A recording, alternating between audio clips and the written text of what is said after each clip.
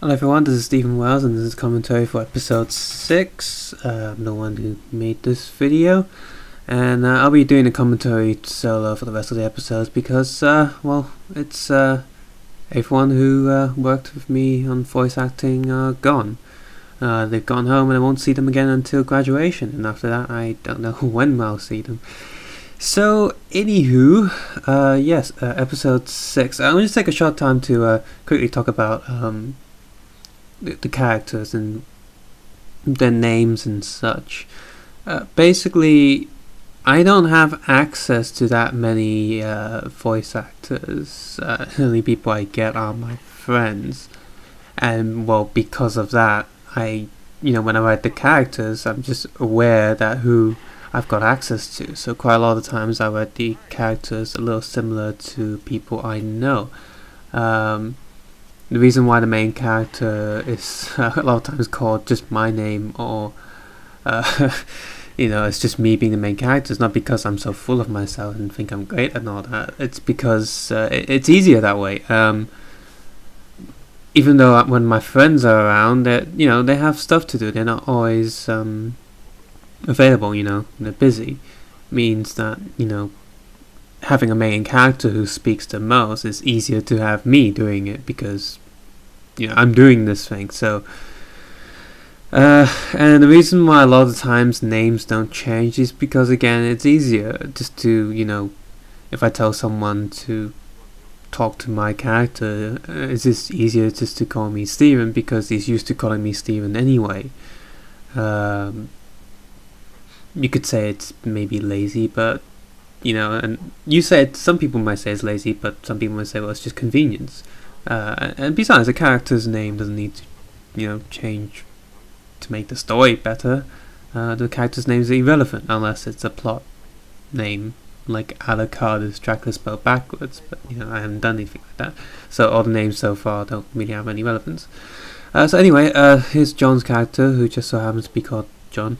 That was a coincidence. I was just thinking of names, and John Bangor sound pretty cool. Bangor was the university I also applied to. Also accepted me, but Plymouth accepted me first, so I decided to come to Plymouth. Plus, it's Welsh there, and I don't speak Welsh, so it's best for me just to stay in England. Anyway, his first character comes in, and when these two characters talk to each other, they give off a bit more plot exposition. They explain a little bit, not directly, but for all the characters the main character talks to, every time he speaks with someone, they review a little bit more what's going on. I guess if you don't play the games, it can still be confusing in that you're still wondering what actually is going on with this town, because the story of this short miniseries doesn't actually tell you what the town is about. It's just telling you the experience of these people in the town. Now, from that alone, it's got its own storyline. It's got its own narrative that you don't need to play the other games or see the movies to understand.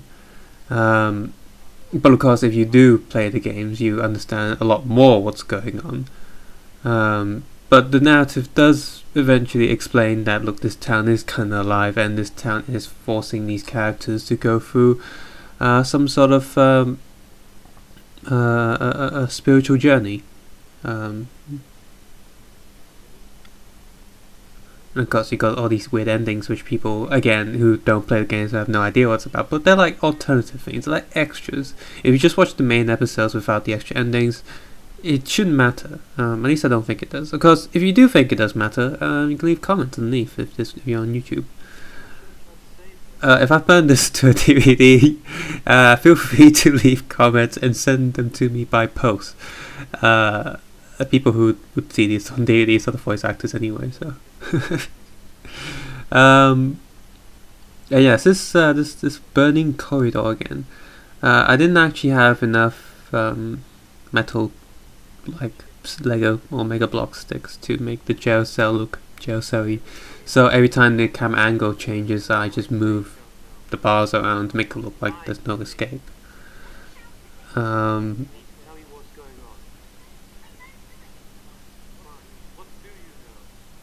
Yeah, it's gonna be a big problem here. Every time I write a script now, I'm gonna have to cut out all female characters because I've got no access to any of my female friends to do any female voice acting.